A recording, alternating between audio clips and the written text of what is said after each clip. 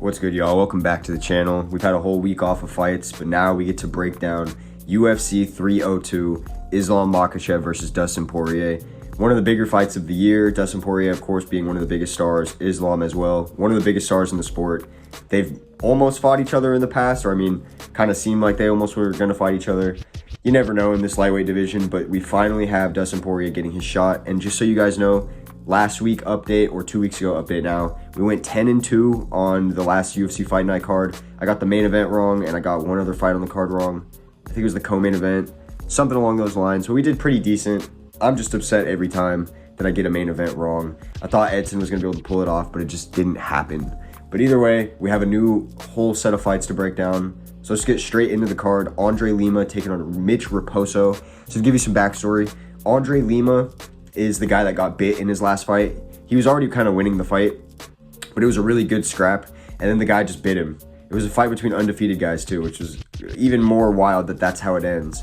And then Mitch Reposo, he was on The Ultimate Fighter like 2 seasons ago, maybe 3 seasons ago as a bantamweight, and he seemed like he had a lot of promise. It was definitely the guy that the show was trying to push the most, and he went out in like the first round, which was upsetting. He then got a second chance in the Contender Series, and he lost by submission to Jake Hadley, who just fought on last week's card, funny enough. I'm going to be sided with Andre Lima.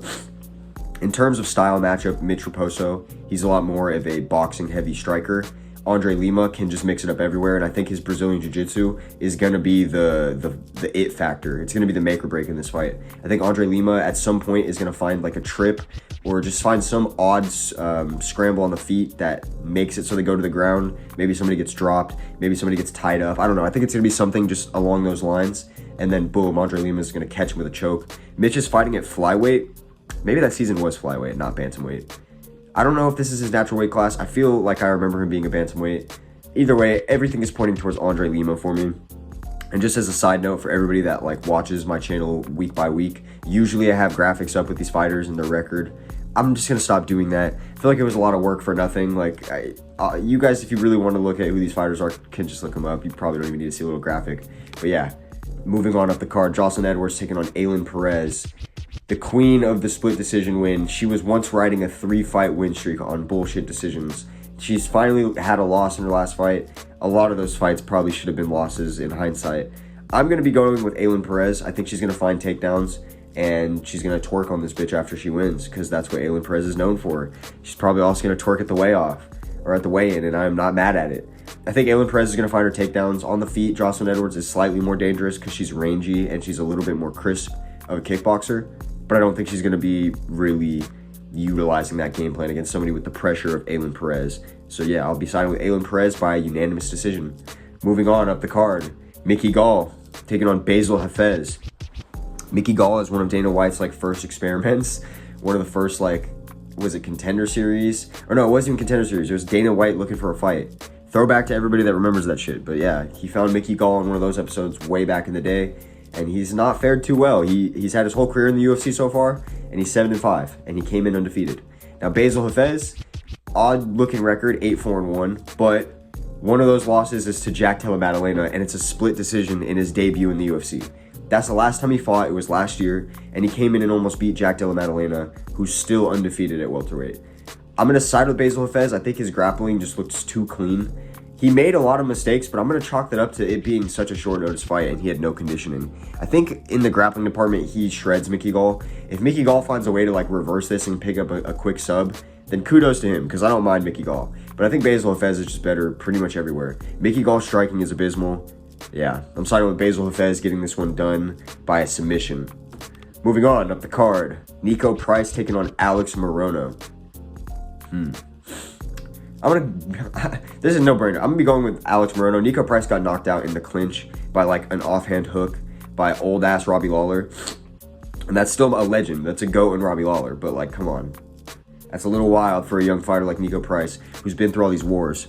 I think maybe that's what it is. Maybe the wars have just caught up to him. And with Alex Morono, he's been in a couple, firefights, but he receives damage better, and he also doesn't take it as much. And I think his style is just too unorthodox on the feet. I think he's going to find ways to land shots on Nico Price. and be catching him with hooks a lot. I think Niko Price can maybe take a round, but I think Alex Morono overall just takes his career more seriously. I'm going to be siding with Alex Morono, getting this one done. Let's say by a decision. My heart says knockout, but I feel like Niko Price is going to bring his heart into the fight and keep it through it. So we'll say Alex Morono. Moving on up the prelims, Philip Rowe taking on Jake Matthews. This is a great fight, actually, because Jake Matthews is not bad at all. And I think his striking is going to be somewhat of a problem for Phil Rowe, at least in the pocket. Now, Phil is going to be able to stay on the feet and dance around and use his striking in that way, probably better than Jake Matthews. But I don't know how long he can keep that up. Is Jake Matthews coming off of a win? Let's see. No, he's coming off of that loss to Michael Morales. Oh, yeah, and Michael Morales looked just clean in that fight. What's Phil Rowe coming off of? Let's see. Phil Rowe is off of 2 grappling losses, but to great grapplers. And wow, he challenged Craig Jones. I respect this man. And then he fought Neil Magny and he lost that split decision. Right. You know, Neil Magny's a tricky guy. Jake Matthews is not that type of fight style. I'm going to be siding with Philip Rowe, getting this one done by unanimous decision. I think he's just going to outpoint Jake Matthews. Moving on up the card, the prelim headliner, Grant Dawson taking on Joe Solecki. I'm going to be siding with Grant Dawson, despite how bad he looked in his fight against Bobby Green. He really just let himself get one-shotted in like 19 seconds. And Joe Solecki, I feel like I just haven't seen enough promising talent from this guy, if I'm being real. That loss to Jakar Close, yeah, that was rough. He got slammed, knocked out. And then he beat Carl Deaton, and he was letting Carl stay in that fight for too long, in my opinion. Bro, he almost fought Benoit Saint Denis. That would have been a scrap. Then he has a win over Alex De Silva. Okay, so he's 2-1, actually. Why did I think... Oh, no. He lost to Jared Gordon. Yeah, wait, no. He's been in here for a while. Matt Wyman, Austin Hubbard, Jim Miller. Okay, so yeah. Yeah, I remember a lot of these fights. Great grappling. He's got great grappling. He's got heart. I think Grant Dawson's grappling might just be a bit better, though, honestly. And he's been in the UFC for so much longer. He's acclimated. I'm going to be trusting Grant Dawson to get this one done. I think it's going to be a grapple-heavy fight, but I think Grant Dawson's going to win by a decision. Moving on, first fight of the main card, and this is honestly a great fight. Roman Kopylov taking on newcomer, or sophomore in the UFC now, Cesar Almeida, who is coming straight from kickboxing, and he has a win over Alex Perez. So that's like how everybody wants to market him, as you should. Roman Kopylov, one of my prospects, all-time prospects, but he just came off of a loss in a fight that I thought he was going to win at plus money, and the pressure really got to him. Now, it was a completely different style matchup, but I do think just because he's a kickboxer and he's fighting a kickboxing GOAT, maybe not really a GOAT, but like, you know what I mean? He's fighting a real acclimated kickboxer. I'm going to be trusting Cesar Almeida to get this one done. I think Cesar Almeida is just, he looked really clean in his last fight. I could tell he has power. His bones and everything, it looks like he's made out of like wood or something, like his skin. I mean, not his bones. He looks like he's like similar to Alex Pereira. It looks like they just have like hard bodies, pause. So I'm going to be trusting Cesar Almeida to get this one done. I think Cesar Almeida is just, yeah, he's just better on the feet. And I haven't seen too much from him, but I've watched a lot of his kickboxing bouts. And I trust a guy that has that, you know, built into his psyche like that. Let's go Cesar Almeida by, let's say decision. I don't think Roman Kopylov is going to get knocked out.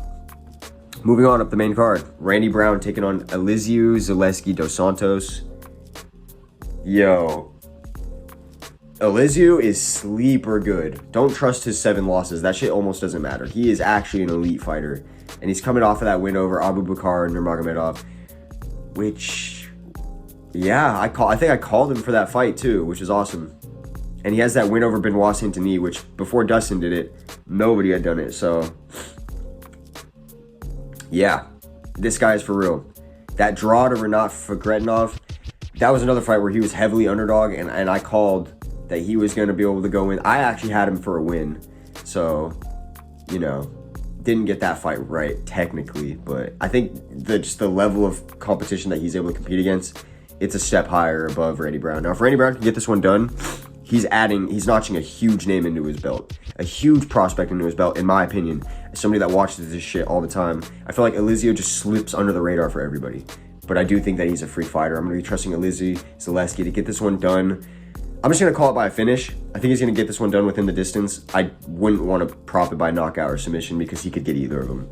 Moving on up the card now. Jailton Almeida taking on Alexander Romanov.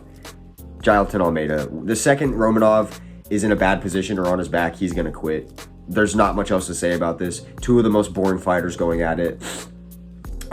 Yeah, not much else to say. Jailton Almeida just looks more impressive. He has a little bit more heart. Moving on up the card. Wait, Jailton Almeida by a TKO. Moving on up the card. Kevin Holland taking on Michelle Oleksiejczuk. I don't know if you guys have seen that picture recently that's been popping around. Michelle's been training in the hood. He's trying to get ready for Kevin Holland. It's not going to work, though. I think Kevin Holland is just too unorthodox of a striker on the feet. Doesn't matter that this is 185. Michelle just got absolutely smoked by another guy named Michelle like 2 weeks ago. Kevin Holland is just really good at knocking out these like outside of the ranking guys that are strikers, especially these guys that are like strikers or people that have decent jits but have a striking heavy game. Kevin washes them all day. I'm going to trust Kevin Holland to get this one done by a second round knockout. Moving on up the card, please, RNGesus, please, MMA gods, keep this fight on the fucking card. Sean Strickland versus Paulo Costa. I'm hearing rumors that Paulo Costa didn't sign his bout agreement, but we're still in fight week and I haven't heard an announcement that it got canceled. So I'm going to keep my hopes up. That we have Sean Strickland on this card with Paulo Costa, Shad Paulo with his secret juice that makes you strong in jacket. I'm going to trust Sean Strickland to get this one done if this fight does stay through, if it does materialize. Paulo Costa, he has that knockout power. He showed me that even against a guy that's elusive and has a different style on the feet, like Whitaker, he can still land crazy head kicks. He can still almost knock you out. But I think Strickland's going to be disciplined here. Unless he gets caught over the guard, over his Philly shell with some hook kick like Eliseo dos Santos did way back in the day, then yeah, maybe he's fucked. But honestly, I think he's going to be able to keep his jab in Paulo's face. I think he's going to be able to keep that pressure on. And according to Tapology, this is a 5-rounder. I don't know how true that is. If this is really a 5-round fight, it leans towards Sean Strickland all day. I think Paulo's tough enough to stay in it and not get TKO'd, but I think towards the 4th and the 5th, he's going to really be getting his ass beat. So I'm going to trust Sean Strickland to get this one done by a clear-cut unanimous decision. Best case scenario, we get a split decision war, but Sean still wins. I mean, I want that because I want him to get his fight against Strickland again. And then we have the main event, Islam Makhachev taking on Dustin Poirier, the Diamond. His 3rd or 4th title shot. He got one against Khabib. He got his interim one against Max. So yeah, this is his 3rd title shot to my knowledge. This is a rough one, boys. You know me, I don't like picking against Islam. How many times have I called his fights on this channel now? Like 4 or 5. And I usually want to pick against him every time. But I am going to be siding with Islam Makhachev to get this one done over Dustin the Diamond. I just think that his grappling is too much, and he's going to get Dustin down really quickly. Now, if Islam wants to be a G and give us fight fans something to look forward to, stay on the feet with Dustin. You know, you keep talking about how him and his coaches keep talking about how they believe he's better on the feet than Dustin Poirier. He can beat Dustin on the feet in the kickboxing. Do it. We don't need to, no grappling game plan. Box with Dustin. Let's see how that works. That's our best case scenario for my boy getting his win, or he jumps his Galle, you know, and gets it done for once. But I don't think the Galle FN is going to come through. I think Dustin Poirier is going to get choked. So I'm going to be calling Islam Makhachev, making a statement, 1st round submission, and retiring Dustin Poirier ultimately from the sport. I'm also going to predict the retirement. So that's going to be the rest of my predictions for tonight's fights, or for this weekend's fights, I mean. Really looking forward to it. You know, pay-per-view weeks are always just buzzing. If we can keep Strickland on the card with Costa, that makes this card something to look forward to. It's really top heavy at the moment. We really only care about the last 2 fights, ultimately. Let's just pray that we still get 2 to care about. But yeah, other than that, I guess that's going to be all for me today. I'll catch y'all.